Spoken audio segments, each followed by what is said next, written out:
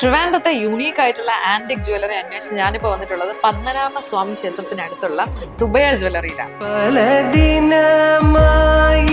Antique ജ്വല്ലറിയുടെ പ്രത്യേകത എന്താണെന്ന് എനിക്ക് അറിയാലോ. നല്ല ഇൻട്രിക്കേറ്റ് കാർവിങ്സും പിന്നെ ആ ഒരു ഡൾ ജ്വല്ലറി ടെക്സ്ചറും അതിനുണ്ടാവും.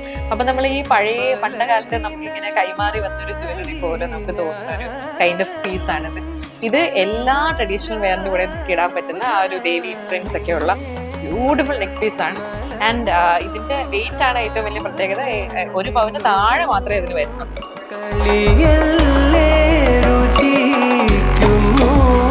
കണ്ട നല്ല വെയിറ്റ് തോന്നുമെങ്കിലും പക്ഷെ വെറും 1 പവന് താഴെ മാത്രം 7 ഗ്രാം ചില്ലറ മാത്രം വരുന്ന ഒരു ബ്യൂട്ടിഫുൾ നെക്ക് പീസ് ആണ്.